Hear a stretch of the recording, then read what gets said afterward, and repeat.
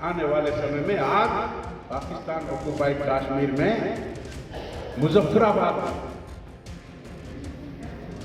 पागली में, पुरंदरी में, पुंछ में आवाज उठने लगी है, वहां आंदोलन होने लगे कि हमें हिंदुस्तान में मिला, जिससे एक क्षण में जो पाक ऑक्युपाइड कश्मीर है वो हिंदुस्तान का हिस्सा हो सकता है। हरियाणा के कैबिनेट मंत्री कमल गुप्ता ने चुनाव के नजदीक आते ही एक नई चर्चा को जन्म दे दिया है। कमल गुप्ता का कहना है कि आने वाले 2-3 साल में किसी भी क्षण पाक अधिकृत कश्मीर भारत में शामिल हो सकता है और इस काम को अंजाम पीएम नरेंद्र मोदी देंगे। शहरी निकाय मंत्री कमल गुप्ता आज रोहतक में व्यापारियों द्वारा आयोजित अभिनंदन समारोह में पहुंचे थे। यही नहीं, उन्होंने तो विपक्षी दल के नेताओं को जयचंद तक करार दे दिया है। मंत्री कमल गुप्ता ने कहा कि हम 2014 से पहले सशक्त नहीं थे, लेकिन अब सशक्त हो चुके हैं। जिस पाकिस्तान ने हमारे क्षेत्र पर कब्जा कर रखा है, जिसे पाकिस्तान अधिकृत कश्मीर कहा जाता है, वहां से आवाज हिंदुस्तान में मिलाने की आवाजें उठने लगी हैं और अगले 2-3 साल में किसी भी क्षण पाक अधिकृत कश्मीर भारत का हिस्सा बन जाएगा।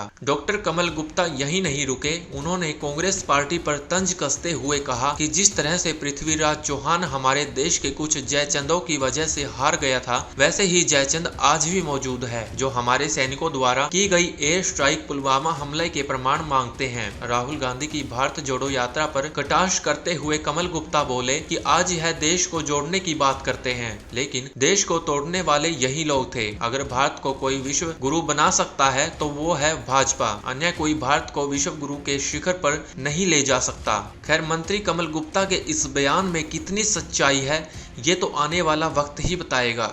1100 वर्ष पहले पृथ्वीराज चौहान इस देश के राजा होते थे और उन्होंने 17 बार मोहम्मद गौरी को हराया था। 17 बार।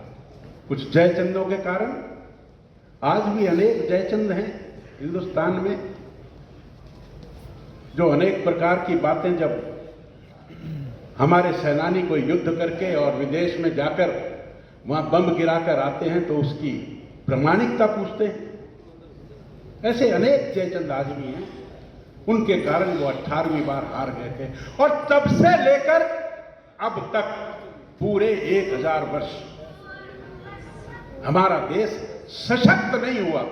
राजा हरि सिंह ने जम्मू कश्मीर हिंदुस्तान को दिया, एक नेसेंट, हमारे से 100वां हिस्सा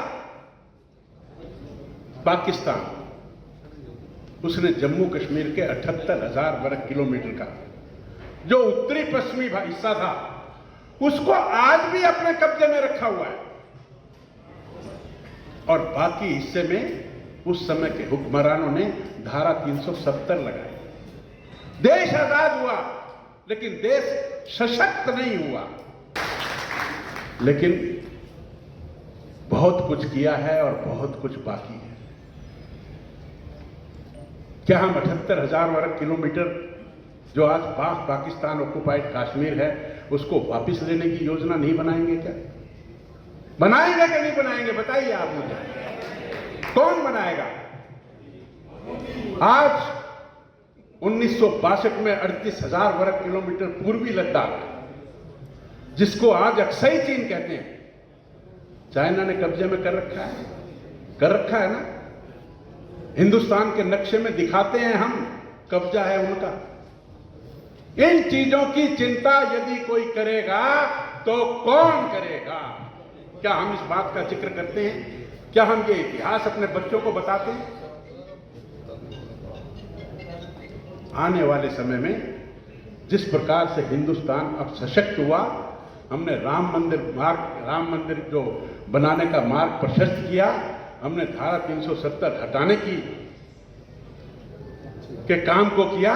आने वाले समय में आज पाकिस्तान ऑक्युपाइड कश्मीर में मुजफ्फराबाद में,